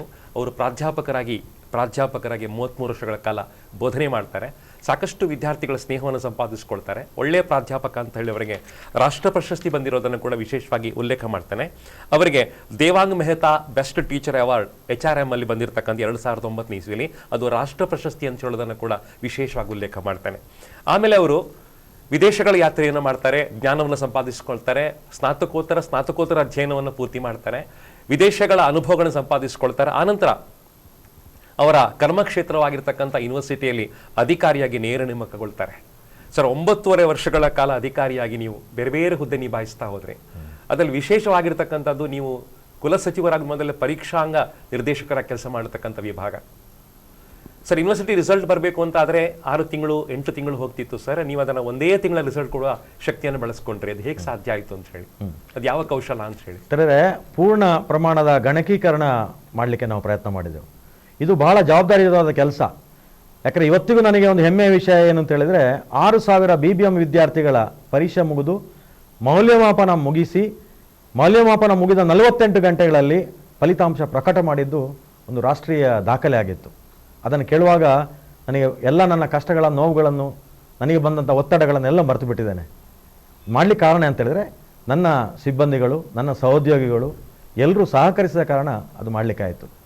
ಯಾಕಂದರೆ ನಮ್ಮ ಮನಸ್ಸಿನಲ್ಲಿ ಏನಾಯಿತು, ಏನಾದರೂ ನಾನು ಸುಮ್ಮನೆ ಬಂದು ಉಳಿದವರಾಗಿ ಹೋಗಬಾರ್ದು, ನಾವೇನಾದರೂ ಒಂದು ಕೊಡುಗೆ ಕೊಡಬೇಕು, ಕೈಗೆತ್ತಿಕೊಂಡ ಕೆಲಸ ಕೊನೆ ಆಗುವ ತನಕ ವಿಶ್ರಮಿಸಬಾರದು ಅಂತ ಸ್ವಾಮಿ ವಿವೇಕಾನಂದರ ಒಂದು ನುಡಿ ನನಗೆ ಅದು ಒಂದು ಪ್ರೇರಣೆ ಆಯಿತು. ಅಲ್ಲಿ ಹೌದು ಸರ್, 9 ಗಂಟೆಯಿಂದ 5:30 ತನಕ ಅದು ಆಫೀಸ್ ಕೆಲಸ, ಅದು ಡ್ಯೂಟಿ ಅಂತ ನೀವು ಮಾಡ್ತೀರಿ. ಬಟ್ ರಾತ್ರಿ 9 ಗಂಟೆ ತನಕ ಇರ್ತೀರಾ ಆಫೀಸಲ್ಲಿ, ಅದನ್ನು ಸೇವೆ ಅಂತ ಭಾವಿಸ್ಕೊಂಡು ಮಾಡ್ತೀರಿ, ಪೂಜೆ ಅಂತ ಭಾವಿಸ್ಕೊಂಡು ಮಾಡ್ತೀರಿ. ಸರ್, ಈ ಮೈಂಡ್ ಸೆಟ್ ಹೇಗೆ ಬಂತು ನಿಮಗೆ ಅಂತ ಹೇಳಿ? ಯಾಕೆಂದರೆ ನಾನು ಮೊದಲಿಂದ ಯಾಕೆ ಅಂತ ಹೇಳಿದ್ರೆ, ಯಾರು ಕಷ್ಟದಲ್ಲಿದ್ದಾರೆ, ಯಾರು ಸಂಕಷ್ಟದಲ್ಲಿದ್ದಾರೆ, ಅವರ ಸಮಸ್ಯೆಗಳನ್ನ ಅರ್ಥ ಮಾಡಿಕೊಂಡು ಸ್ಪಂದಿಸುವಂಥದ್ದು. ಯಾಕಂದ್ರೆ ನನ್ನ ಹತ್ರ ಅನೇಕ ಜನರು ಬರ್ತಾರೆ, ಅವರ ಸಮಸ್ಯೆಗಳನ್ನ ತಿಳ್ಕೊಂಡು ಬರ್ತಾರೆ. ನಾವು ಯಾವುದೇ ವ್ಯಕ್ತಿಯನ್ನು ಮಾತಾಡಿಸಿದ್ರೆ ನಾನು ಇಲ್ಲಿವರೆಗೆ ಕಳಿಸಿದ್ದಿಲ್ಲ. ಸ್ವಲ್ಪ ತಡ ಆಗಿರಬಹುದು, ಸ್ವಲ್ಪ ಹೊತ್ತು ಕಾಯಬೇಕಾದಿತ್ತು. ಆದರೆ ಕೆಲವೊಮ್ಮೆ ಅವರ ಕೆಲಸ ಆಗದಿದ್ರೂ ಕೂಡ ಅವರ ಸಮಸ್ಯೆಯನ್ನು ಅರ್ಥ ಮಾಡಿಕೊಂಡು ಅವರಿಗೆ ಒಂದು ರೀತಿಯ ಒಂದು ಶಕ್ತಿ ಕೊಟ್ಟು ಮುಖದಲ್ಲಿ ನಗು ಬರಿಸಿ ಕಳಿಸುವಂಥದ್ದು ನಮ್ಮ ಒಂದು ಪಬ್ಲಿಕ್ ರಿಲೇಷನ್ ಸ್ಕಿಲ್ ಕೂಡ ಆಗುತ್ತೆ. ನನಗೆ ಇವತ್ತು ನೆನಪಿದೆ, ಕುಲಸಚಿವ ಪರೀಕ್ಷಾ ಹಂಗಿರುವಾಗ 12 ಗಂಟೆ ರಾತ್ರಿಗೂ ಮಗು ದೂರವಾಣಿ ಕರೆ ಮಾಡ್ತಿತ್ತು, ನನ್ನ ರಿಸಲ್ಟ್ ಬರಲಿಲ್ಲ, ಎಲ್ಲ ಕಂಪ್ಯೂಟರಲ್ಲಿ ಅನೌನ್ಸ್ ಮಾಡಿದರೆ ನೀವು, ನನ್ನ ನಂಬರ್ ಕಾಣ್ತಾ ಇಲ್ಲ ಅಂತ. ನಾನು ಎಲ್ಲೂ ಸಿಟ್ಟು ಮಾಡಿಕೊಂಡವಲ್ಲ. ಯಾಕೆಂದರೆ ಅಂಥ ಒಂದು ಪ್ರಕ್ರಿಯೆ, ವಿದ್ಯಾರ್ಥಿ ಸ್ನೇಹಿ ಆಗಬೇಕಾದ್ರೆ ವಿದ್ಯಾರ್ಥಿಗಳ ಜೊತೆ ನಾವು ಸಂವಾದ ನಡೆಸಲೇಬೇಕು. ನಮ್ಮ ಕಷ್ಟ ನೋವುಗಳನ್ನು ಮರೆತು ಅವರ ಕಷ್ಟಗಳಿಗೆ ಸ್ಪಂದಿಸುವಂಥ ಒಂದು ಜಾಯಮಾನ ನಂದಾಗಿತ್ತು. ಆ ರೀತಿ ನನಗೆ ಅದನ್ನು ನಾನು ಮಾಡುವ ಕೆಲಸದಲ್ಲಿ ನಾನು ತೃಪ್ತಿ ಕಾಣ್ತಿದ್ದೆ, ಸಂತೋಷ ಪಡ್ತಿದ್ದೆ. ಹಾಗಾಗಿ ನನಗೆ ಕುಲಸಚಿವ ಪರಿಶೀಲನಾಗಿ ಭಾಳ ಒಂದು ಆತ್ಮತೃಪ್ತಿ ಇದೆ, ಹೆಮ್ಮೆ ಇದೆ. ಸರ್, ಚಿಕ್ಕಂದಿನಿಂದ ಪಟ್ಟ ಕಷ್ಟಗಳೆಲ್ಲ ನಿಮ್ಮನ್ನ ಸ್ಟ್ರಾಂಗ್ ಮಾಡ್ತಾ ಹೋಯಿತು ಅಂತ ಹೇಳಿ ನಾನು ಹಾಗೆ ಭಾವಿಸ್ಕೊಳ್ತೇನೆ. ನೀವು ಸ್ಟ್ರಾಂಗ್ ಆಗ್ತಾ ಹೋದ್ರಿ ಸರ್. ಖಂಡಿತ ಹೌದು. ಯಾಕಂತ ಹೇಳಿದ್ರೆ ನಮಗೆ ಸಮಸ್ಯೆಗಳು ಮತ್ತು ಕಷ್ಟಗಳು, ನಾನು ಹೇಳಲಿಕ್ಕುಂಟು, ಸಮಸ್ಯೆಗಳೇ ಇಲ್ಲದ ವ್ಯಕ್ತಿ ಎಲ್ಲಿರ್ತಾರೆ ಅಂತ. ಖಂಡಿತ ಸ್ಮಶಾನದಲ್ಲಿ. ನೀವು ಬದುಕಿದ್ರೆ ಸಮಸ್ಯೆಗಳು. ಆಮೇಲೆ ಸಮಸ್ಯೆಗಳಿಗೆ ನಾವು ಓಡಿ ಹೋಗಬಾರ್ದು. ಸಮಸ್ಯೆಗಳು ಇಲ್ಲ ಅಂತಾದರೆ ನಾವು ಬುದ್ಧಿವಂತರಾಗಲಿ ಸಾಧ್ಯ ಇಲ್ಲ. ಸಮಸ್ಯೆ ಅಥವಾ ಕಷ್ಟ ಕಾರ್ಪಣ್ಯಗಳ ಮೂಲಕ ನಮ್ಮ ಒಳಗಿನ ಕಣ್ಣು ತೆರೆಸಿಕೊಳ್ಳಲಿಕ್ಕೆ ಒಂದು ಅವಕಾಶ ಅಂತ ತಿಳ್ಕೊಳ್ಬೇಕು. ಆ ರೀತಿಯಲ್ಲಿ ನಾನು ಯೋಚನೆ ಮಾಡಲಿಕ್ಕೆ ಹೊರಟೆ. ಹೌದು. ಸಣ್ಣ ಸಂಸಾರ. ಡಾಕ್ಟರ್ ಅನುರಾಧ ಅವರು ನಿಮ್ಮ ಧರ್ಮಪತ್ನಿ, ಅವರು ಕೂಡ ಎಂ.ಕಾಮ್ ಮಾಡಿಕೊಂಡು ವಾಣಿಜ್ಯ ಶಾಸ್ತ್ರವನ್ನು ಬೋಧಿಸ್ತಾ ಇದ್ದಾರೆ ಬೆಸೆಂಟ್ ಕಾಲೇಜಲ್ಲಿ. ಮಗಳು ಚಾರ್ಟರ್ಡ್ ಅಕೌಂಟೆಂಟ್ ಮಾಡಿ ಬೆಂಗಳೂರಲ್ಲಿದ್ದಾರೆ, ಸಾಕಷ್ಟು ಉನ್ನತವಾದ ಹುದ್ದೆಗಳಿದ್ದಾರೆ. ಸರ್, ಈ ಕುಟುಂಬ ನಿಮ್ಮ ಪ್ರೇರಣೆ ಕೊಟ್ಟಿತ್ತಾ ಅಂತ ಹೇಳಿ? ಖಂಡಿತ ಹೌದು. ಯಾಕಂತ ಹೇಳಿದ್ರೆ ನಾನೀಗ ಆಡಳಿತ ಕ್ಷೇತ್ರದಲ್ಲಿ ಏನಾದರೂ ಹೆಸರು ಮಾಡಿದರೆ ನನ್ನ ಶ್ರೀಮತಿಯಾದಂಥ ಡಾಕ್ಟರ್ ಅನುರಾಧರವರ ಸಂಪೂರ್ಣ ಸಹಕಾರ ಇದೆ. ಹಾಗೆ ನನ್ನ ಮಗಳು ಚಾರ್ಟರ್ಡ್ ಅಕೌಂಟೆಂಟ್ ಮಾಡಿದರೆ ನನಗೆ ಹೇಳಲಿಕ್ಕೆ ನಾಚಿಕೆ ಆಗುತ್ತೆ. ನನ್ನ ಸೈಡಿಂದ ಯಾವುದೇ ನಾನು ಸಹಾಯ ಮಾಡಿಲ್ಲ ಅಂತ ಹೇಳಿಕೊಡುವಂಥದ್ದಾಗಲಿ ಏನಾಗಲಿ, ಇಲ್ಲಿ ನಾನು ಪ್ರಾಮಾಣಿಕ ಒಪ್ಪಿಕೊಳ್ಬೇಕಾಗತ್ತೆ. ಯಾಕಂದರೆ ಧರ್ಮಪತ್ನಿ ಅವಳು ನನಗೆ ಸಹಾಯ ಮಾಡಿದ್ದು. ಅದು ಮತ್ತು ನನಗೆ ಭಾಳ ಸಂತೋಷ ಆಗುವಂಥದ್ದು ಅಂತೇಳಿದ್ರೆ, ಈ ಮಗುವಿಗೆ ಮಲೇರಿಯಾ ಆಗಿತ್ತು. ಮಲೇರಿಯಾ ಜೋರಾಗಿತ್ತು. ಮರು ದಿವಸ ಅವಳು ಪರೀಕ್ಷೆ ಕೊಡಬೇಕಿತ್ತು. ಚಾರ್ಟ್ ಅಕೌಂಟಿದ್ದು ಕಂಪ್ಯೂಟರ್ ಟೆಸ್ಟ್ ಕೊಡಬೇಕಿತ್ತು, ಆನ್ಲೈನ್ ಟೆಸ್ಟ್. ಸ್ಪೆಷಲ್ ಇಂಜೆಕ್ಷನ್ ಕೊಡಿಸಿ ಆ ಮಗುವನ್ನು ನನ್ನ ಪತ್ನಿ ಕರ್ಕೊಂಡೋಗಿ ಪರೀಕ್ಷೆ ಬರೆಸಿ ಬಂದಿದ್ದಾಳೆ. ತಿಳಿದ್ರೆ ಅದಕ್ಕೆ ಹೇಳುವಂಥದ್ದು ನಾವು ಯಾವಾಗಲೂ ಹೇಳ್ತೇವೆ, behind the success of every man there is a woman ಅಂತ. ನನ್ನ ಕೇಸಲ್ಲಿ ಖಂಡಿತ ಹೌದು. ನಾನು ಪತ್ನಿಯನ್ನು ಸುಮ್ಮನೆ ಹೊಗಳ್ತಾ ಇಲ್ಲ, ಇದು ಇಲ್ಲಿ ದೃಷ್ಟಾಂತ ಇದೆ.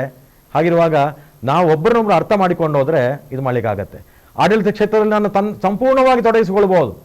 ನನ್ನ ಪತ್ನಿದ್ದು ಅಲ್ಲಿ ಏನೂ ವಿರೋಧಾಭ್ಯಾಸ ಇಲ್ಲ, ಅದೇನು ತೊಂದರೆ ಇಲ್ಲ. ನೀವು ಮಾಡಿ ವಿಶ್ವವಿದ್ಯಾಲಯಕ್ಕೆ ಇನ್ನೂ ಉತ್ತಮ ರೀತಿಯಲ್ಲಿ ಮಾಡಿ ಅಂತ ಹೇಳ್ತಾರೆ. ಯಾಕಂದರೆ ಮನೆ ಕಡೆ ಅವ್ರು ನೋಡ್ಕೊಳ್ತಾ ಇದ್ರು. ಸರ್, ಯೂನಿವರ್ಸಿಟಿ ರಿಜಿಸ್ಟ್ರಾರ್ ಅಂತ ಹೇಳಿದ್ರೆ ಸರ್, 85,000 ಮಕ್ಕಳು, 80,000 ವಿದ್ಯಾರ್ಥಿಗಳು, ಅವರ 85,000 ಫ್ರಸ್ಟ್ರೇಟೆಡ್ ಪೇರೆಂಟ್ಸ್ ಸಮಸ್ಯೆ ತಗೊಂಡ್ಬರ್ತಿರ್ತಾರೆ. ನಿಮ್ಮ ಹತ್ರ ಅದ್ಭುತವಾದ ಸ್ಟ್ರೆಸ್ ಮ್ಯಾನೇಜ್ಮೆಂಟ್ ಇರಬೇಕು ಸರ್. ಇಲ್ಲಾಂದ್ರೆ ಈ ನಗುಮುಖ ಸಾಧ್ಯ ಆಗೋದಿಲ್ಲ. ಹೌದು. ಯಾಕಂದರೆ ಕೆಲಸದ ಒತ್ತಡ ಇರುತ್ತೆ. ಪರಿಸ್ಥಿತಿಯನ್ನು ಅರ್ಥ ಮಾಡಿಕೊಳ್ಳುವಂಥ ಒಂದು ಗಂಭೀರತೆ ನನ್ನಲ್ಲಿ ಇರಬೇಕು, ಪ್ರಾಮಾಣಿಕತೆ ಇರಬೇಕು, ಬದ್ಧತೆ ಬೇಕು. ನನ್ನ ಮೇಲೆ ನನಗೆ ಆತ್ಮಸ್ಥೈರ್ಯ ಬೇಕಾಗತ್ತೆ. ನಾನು ಇನ್ನೊಬ್ಬರ ಸಮಸ್ಯೆಯನ್ನು ಅರ್ಥ ಮಾಡಿಕೊಂಡ್ರೆ ಮಾತ್ರ ಅದಕ್ಕೆ ಪರಿಹಾರ ಇದು ಮಾಡ್ಬೋದು. ಸಮಸ್ಯೆಗಳು ಬರುವಾಗ ಏನಾಗುತ್ತೆ, ನಾನು ಒಂದು ಫಾರ್ಮುಲಾ ಇಟ್ಕೊಂಡಿದ್ದೇನೆ. ಸಮಸ್ಯೆಗಳನ್ನು ಸಮಸ್ಯೆಗಳಾಗಿ ನೋಡಬೇಡಿಯಪ್ಪ, ನೀವು ಪರಿಹಾರೋಪಾದಿಯಲ್ಲಿ ಅದನ್ನು ಪರಿಹಾರ ಮಾಡಲಿಕ್ಕೆ ನೀವು ಪ್ರಯತ್ನ ಪಟ್ಟರೆ ಮಾತ್ರ ಪರಿಹಾರ ಗೋಚರಿಸ್ತದೆ ನಮಗೆ ಅಂತ. ಪರಿಹಾರದ ಬಗ್ಗೆ ಮಾತಾಡುವಾಗ ಸಮಸ್ಯೆಗಳನ್ನು 3 ವಿಧವಾಗಿ ವಿಂಗಡಿಸ್ತೇನೆ ನಾನು. ಸಂಪೂರ್ಣ ಪರಿಹಾರ ನೀಡುವಂಥ ಸಮಸ್ಯೆಗಳು, ಅಲ್ಪ ಪ್ರಮಾಣದ ಪರಿಹಾರ ಇಡುವಂಥ ಸಮಸ್ಯೆಗಳು, ಮತ್ತು ಪರಿಹಾರ ಇಲ್ಲದ ಸಮಸ್ಯೆಗಳು. ಒಂದು ವೇಳೆ ಆ ಸಮಸ್ಯೆಗೆ ಪರಿಹಾರ ಇಲ್ಲ ಅಂತ ಹೇಳಿದ್ರೆ ಅದು ಸಮಸ್ಯೆ ಅಲ್ಲ, ನನ್ನ ಬದುಕಿನ ಅವಿಭಾಜ್ಯ ಅಂಗ ಅಂತ ತಿಳ್ಕೊಂಡು ಅದರ ಜೊತೆಗೆ ಬದುಕಲಿಕ್ಕೆ ಕಲಿಬೇಕು ಅಂತ ಹೇಳುವಂಥದ್ದು. ಸರ್, ನಿಮ್ಮ ಲೈಫಲ್ಲಿ ನೀವು ಅಳವಡಿಸ್ಕೊಂಡ 3 ಪ್ರಿನ್ಸಿಪಲ್ಸ್ಗಳು ಸರ್? ನನ್ನ ಏನಂತ ಹೇಳಿದ್ರೆ, ನಾನು ಸಾಧ್ಯವಾದಷ್ಟು ಮಟ್ಟಿಗೆ ಇನ್ನೊಬ್ಬರಿಗೆ ಉಪಕಾರ ಮಾಡಬೇಕು. ಎರಡನೇದು ತಪ್ಪಿ ಕೂಡ ನಾವು ಇನ್ನೊಬ್ಬರಿಗೆ ಅನ್ಯಾಯ ಮಾಡಲಿಕ್ಕೆ ಹೋಗಬಾರದು. ಮೂರನೇದು ಅಂತ ಹೇಳಿದ್ರೆ, ನಮ್ಮ ಶಕ್ತಿ ಏನು ಅಂತಾರೆ, ಜ್ಞಾನ ಸಂಪಾದನೆ ಮಾಡ್ತಾ ಇರುವಂಥದ್ದು. ಸರ್, ನಿಮ್ಮ ಲೈಫಿನ 3 ಅಸೆಟ್ಗಳು ಸರ್, 3 ಆಸ್ತಿಗಳು? ನನ್ನ ಮೊದಲನೇ ಆಸ್ತಿ ಏನಂತ ಹೇಳಿದ್ರೆ ಶಿಷ್ಯ ಸಂಪತ್ತು. ಯಾಕೆಂತಂದರೆ ನನ್ನ ಹತ್ರ ಇವತ್ತು ಏನೂ ಇಲ್ಲ, ನನ್ನ ಪತ್ನಿ ಕೇಳಿದ ಹತ್ರ ಏನೂ ಇಲ್ಲ, ನನ್ನಲ್ಲಿ ಸಂಪತ್ತಿರುವ ಶಿಷ್ಯ ಸಂಪತ್ತು. ಅವ್ರದ್ದು ಪ್ರೀತಿ, ವಿಶ್ವಾಸ, ಗೌರವ ನಾನು ಸಂಪಾದಿಸಿದ್ದೇನೆ. ಮತ್ತೆ ಗುರು ಹಿರಿಯರ ಆಶೀರ್ವಾದ ಇದೆ ನನಗೆ, ದೇವರ ದಯೆ ಇದೆ. ಮತ್ತೆ ನನ್ನ ಸಹೋದ್ಯೋಗಿಗಳು, ಶಿಕ್ಷಕರ ಬಂಧುಗಳು, ವಿದ್ಯಾರ್ಥಿಗಳು, ಅವರೇ ನನ್ನ ಒಂದು ಊರುಗೋಲಾಗ್ತಾರೆ, ಶಕ್ತಿ ಆಗ್ತಾರೆ. ಇನ್ನೂ ಹೆಚ್ಚಿನ ಕೆಲಸ ಮಾಡಲಿಕ್ಕೆ ನನಗೆ ಪ್ರೇರಣೆ ನೀಡ್ತಾ ಇದ್ದಾರೆ. ಸರ್, ನಿಮ್ಮ ಆತ್ಮಚರಿತ್ರೆಯನ್ನು ಬರಲಿಕ್ಕೆ ಸ್ಟಾರ್ಟ್ ಮಾಡುವಾಗ ಅದರಲ್ಲಿ ಮೊದಲ ಪೇಜಲ್ಲಿ ಬರುವಂಥ ಕೆಲವು ಹೆಸರುಗಳು ನೀವು ಇಷ್ಟಪಡ್ತೀರದನ್ನು ಹೇಳಲಿಕ್ಕೆ? ಖಂಡಿತ ಹೌದು. ನಾನು ಈಗಾಗಲೇ ಹೇಳಿದೆ, ಉಜಿರೆಯಲ್ಲಿ ನನಗೆ ಒಂದು ಆಧಾರ ಸ್ತಂಭವಾಗಿ ನಿಂತದ್ದು, ಒಂದು ಮಾನಸಿಕ ಸ್ಥೈರ್ಯ ನೀಡ್ತಿರುವಂಥದ್ದು ನಾವಡರ ಹೆಸರು ಬರ್ತದೆ. ಆಮೇಲೆ ಎರಡನೇ ಹೆಸರು ಅಂತ ಹೇಳಿದರೆ ನನ್ನ ಚಿಕ್ಕಪ್ಪ ರಾಮ ಎಡಪಡಿತಾಯ ಅಂತ. ನಾನು ಶಾಲೆಗೆ ಹೋಗುವುದಿಲ್ಲ ಅಂತ ಮನೆಯಲ್ಲಿ ಕೂತರು ಕೂಡ ಅವರು ಮೇಷ್ಟ್ರಾಗಿದ್ದರು. ಅವರು ಕೇವಲ 1 ವರ್ಷ ಮಾತ್ರ ಮೇಷ್ಟ್ರಾದಿದ್ರು, ಟೆಂಪರರಿ, ಕೊಕ್ಕಡದಲ್ಲಿ. ಅವರು ನನಗೆ ಫುಸಲಾಯಿಸಿಕೊಂಡು ನನ್ನನ್ನು ಕರ್ಕೊಂಡು ಹೋಗ್ತಿದ್ರು. ಎರಡನೇದು. ಮೂರನೇ ಹೆಸರು ಇಟ್ಕೊಂಡು ನನ್ನ ಅಜ್ಜ. ಯಾಕೆ ಅಜ್ಜ ಅಂತ ಹೇಳಿದರೆ, ಅವರು ನನಗೆ ಭಯ ಮಾಡಿದರೂ ಕೂಡ ಒಂದು ರೀತಿಯ ಸಂಸ್ಕೃತಿ ಸಂಸ್ಕಾರವನ್ನು ಹೇಳಿಕೊಟ್ಟವರು. ಮನೆಯಲ್ಲಿ ಶಾಲೆ ಮುಗಿದ ನಂತರ ನನಗೆ ಪ್ರಶ್ನೆ ಕೇಳಿ ಇದು ಮಾಡ್ತಾಯಿದ್ರು. ಆಮೇಲೆ ಶಾಲೆಯಲ್ಲಿ ನಾನು ನೀರು ಕುಡಿತಿದ್ದೇನೋ ಅಂತೇಳಿ ಹೆಡ್ ಮಾಸ್ಟ್ರಿಗೆ ಹೋಗಿ ಕೇಳ್ತಾ ಇದ್ರು. ಯಾಕೆಂದರೆ ಮಗು ನೀರು ಕುಡಿದ್ರೆ ಶೀತ ಆಗುತ್ತೆ, ಶೀತ ಆದರೆ ಜ್ವರ ಬರುತ್ತೆ, ಜ್ವರ ಬಂದರೆ ಮನೆಯಲ್ಲಿ ಕರ್ಫ್ಯೂ ಆಗ ಉಳಿದವರು ಏನು ಮಾತಾಡುವಾಗಿಲ್ಲ, ಮಗುವಿಗೆ ಜ್ವರ ಅಂತೇಳಿ. ಸೊ ಮಗುವಿಗೆ ಜ್ವರ ಬರಬಾರ್ದು. ಆ ರೀತಿಯಲ್ಲಿ ನಾವಡ್ರು ರಾಮ ಚಿಕ್ಕಪ್ಪ, ನಂದು ರಾಮ ಎಡಪಡಿತಾಯರು ಅಂತ ಹೇಳ್ತೇವೆ ನಾವು. ಅವರಿದ್ದಾರೆ ಇವತ್ತು ನಾವ್ರಿದ್ದಾರೆ. ಅಜ್ಜ ತೀರಿ ಹೋಗಿದ್ದಾರೆ. ನನಗೆ ಅಜ್ಜ ನೆನಪಾಗುತ್ತೆ. ಯಾಕೆಂದರೆ ನನಗೆ ಅಜ್ಜ ಒಂದು ಹೆದರಿಕೆ ಮತ್ತು ಒಂದು ಸಾಂಪ್ರದಾಯಿಕ ಒಂದು ನೆಲೆಗಟ್ಟಿನಲ್ಲಿ ಅವರು ನನಗೆ ಮೊದಲನೇ ಪಾಠ ಹೇಳಿಕೊಟ್ಟವರು ಮನೆಯಲ್ಲಿ. ಆ ರೀತಿಯಲ್ಲಿ ಅವ್ರು ನೆನಪಿಟ್ಟುಕೊಳ್ತೇನೆ. ಹೌದು ಸರ್, ಕೊಕ್ಕಡದ ಮಾಣಿ ಇವತ್ತು ಯೂನಿವರ್ಸಿಟಿ ತನಕ ಏರಿತು. ಭಾಳ ಅದ್ಭುತವಾಗಿರ್ತಕ್ಕಂಥ ಸಾಧನೆಗಳು ಮಾಡ್ಲಿಕ್ಕೆ ಸಾಧ್ಯ ಆಯಿತು. ಸೊ ಪುಟ್ಟ ಊರಿನ ಬಗ್ಗೆ ಭಾವನಾತ್ಮಕ ಸಂಬಂಧ ನಿಮ್ಗೆ ಇನ್ನೂ ಇದೆ? ಖಂಡಿತ ಇದೆ. ಯಾಕೆಂತ ಹೇಳಿದ್ರೆ ನಾನು ನಂಬಿಕೊಂಡು ಬಂದ ಅಂತ ಹೇಳಿದ್ರೆ, ಯಾವುದೇ ವ್ಯಕ್ತಿ ತನ್ನ ಇತಿಹಾಸ ಮರಿಬಾರದು, ನಡೆದು ಬಂದ ದಾರಿ ನಾವು ಮರಿಬಾರದು. ನಮಗೆ ಎಷ್ಟೋ ಜನರು ಸಹಕಾರ ಮಾಡಿರ್ತಾರೆ, ಎಷ್ಟೋ ಕಷ್ಟ ಕಾರ್ಪಣ್ಯಗಳನ್ನು ಎದುರಿಸಿರ್ತೇವೆ, ಅದು ಪಾಠ ಆಗಬೇಕು, ಇನ್ನೊಬ್ಬರಿಗೆ ಇದಾಗಬೇಕು ಅಂತ. ಮತ್ತು ನನಗೆ ಈಗ ಇರುವಂಥದ್ದು ಏನು ಅಂತ ಹೇಳಿದ್ರೆ, ನನಗಿನ್ನು 5 ವರ್ಷಗಳ ಸೇವೆ ಇದೆ. ಆಗ ವಯೋನಿವೃತ್ತಿ ಆಗ್ತೇನೆ. ವಯೋನಿವೃತ್ತಿ ಆದ ನಂತರ ನನ್ನ ಊರಿನ ಋಣ ತೀರಿಸಬೇಕು. ಅದು ಕೊಕ್ಕಡ. ಈಗಾಗಲೇ ಎಂಡೋಸಲ್ಫಾನು ಅದು ಇದು ಈ ಥರ ಕೆಲವು ಸಣ್ಣ ಪುಟ್ಟ ಸಮಸ್ಯೆಗಳಿದೆ. ನಾವು ಏನೋ ಅನುಭವಗಳನ್ನು ಸಂಪಾದಿಸಿಕೊಂಡಿದ್ದೇವೆ. ಇದರಿಂದ ನನ್ನ ಊರಿಗೆ ನಾನು ಯಾವ ರೀತಿಯಲ್ಲಿ ಕೊಡುಗೆ ಕೊಡ್ಬೋದು ಅಂತ ಹೇಳುವಂಥದ್ದು ನಾನು ಯೋಚನೆ ಮಾಡ್ತಾ ಇದ್ದೇನೆ. ಸೊ ಕೊಕ್ಕಡಕ್ಕೆ ಹೋಗಿ ನಾನು ಅಲ್ಲಿಯ ಸಮಸ್ಯೆಗಳಿಗೆ ಸ್ಪಂದಿಸಿ ನನ್ನಿಂದ ಒಂದು ಅಳಿಲ ಸೇವೆ ಮಾಡಬೇಕು ಹೇಳುವಂಥದ್ದು ನನ್ನ ಒಂದು ಆಸೆ. ಹೌದು ಸ್ನೇಹಿತರೆ, 9.5 ವರ್ಷಗಳ ಕಾಲ ಮಂಗಳೂರು ಯೂನಿವರ್ಸಿಟಿಯ ವರಿಷ್ಠ ಹುದ್ದೆಗಳನ್ನು ಅಧಿಕಾರಯುತವಾಗಿ ಬಹಳ ಚಂದವಾಗಿ ಅಲಂಕರಿಸಿರ್ತಕ್ಕಂತಹ, ಈಗ ಆಡಳಿತ ವಿಭಾಗವನ್ನು ಮುನ್ನಡೆಸ್ತಾ ಇರ್ತಕ್ಕಂತಹ, ಕುಲಸಚಿವರಾಗಿ ಇಡೀ ಯೂನಿವರ್ಸಿಟಿಗೊಂದು ಘನತೆಯನ್ನು ತಂದುಕೊಟ್ಟಿರ್ತಕ್ಕಂತಹ ಡಾಕ್ಟರ್ ಎಡಪಡಿತ್ತೆ ಅವರು ಬಹಳ ಪ್ರೀತಿಯಿಂದ ಮಾತಾಡಿದ್ದಾರೆ. ಅವರ ಶೈಕ್ಷಣಿಕ ಹಿನ್ನೆಲೆ ಬಹಳ ರೋಚಕವಾದ ಸ್ನೇಹಿತರ ಎಲ್ಲವನ್ನ ಇಲ್ಲಿ ಹೇಳಲಿಕ್ಕೆ ನಮಗೆ ಸಾಧ್ಯ ಆಗಿಲ್ಲ, ಸಮಯದ ಮಿತಿ ಖಂಡಿತವಾಗಿದೆ. ಅದರ ಸಾಧನೆಗಳಿಗೆ ಆಕಾಶವೇ ಮಿತಿ ಅಂತ ಹೇಳೋದನ್ನು ಖಂಡಿತವಾಗಿ ಒಪ್ಕೊಂಡಿದ್ದೇನೆ. ಯಾಕಂದರೆ ಕೊಕ್ಕಡದ ಒಂದು ಪುಟ್ಟ ಊರಿನ ಮಾಣಿ ಇವತ್ತು ಯೂನಿವರ್ಸಿಟಿ ರಿಜಿಸ್ಟ್ರಾರ್ ಆಗಿರ್ತಕ್ಕಂಥದ್ದು. ಪ್ರಾಯಶಃ ಅವರಿಗೆ ಇನ್ನೂ ಅಧಿಕಾರದ ಅವಧಿ ಇದೆ. ಅವರು ಖಂಡಿತವಾಗಿ ಉಪಕುಲಪತಿಗಳಾಗಿ ಕೂಡ ಖಂಡಿತವಾಗಿ ಗೋಚರಿಸ್ತಾರೋ ನಂಬಿಕೆ ನಮಗಿದೆ. ದೇವರ ಅನುಗ್ರಹ ಪೂರ್ತಿ ಅವರಿಗಿದೆ. ಸುಬ್ರಹ್ಮಣ್ಯ ದೇವರ ಅನುಗ್ರಹ ಅದು ಖಂಡಿತವಾಗಿ ಸಿಗಲಿ ಅಂತ ಆಸೆ ಪಡ್ತಾ ಈ ಕಾರ್ಯಕ್ರಮವನ್ನು ಬಹಳ ಪ್ರೀತಿಯಿಂದ ಬೀಳ್ಕೊಡೋ ಮುನ್ನ ನಾನು ಸರ್ಗೆ ಥ್ಯಾಂಕ್ಸ್ ಹೇಳ್ತೇನೆ. ಸರ್, ನೀವು 1000 ಮಂದಿ ಇವತ್ತು ಪ್ರೇರಣೆ ಕೊಟ್ಟಿದ್ದೀರಿ.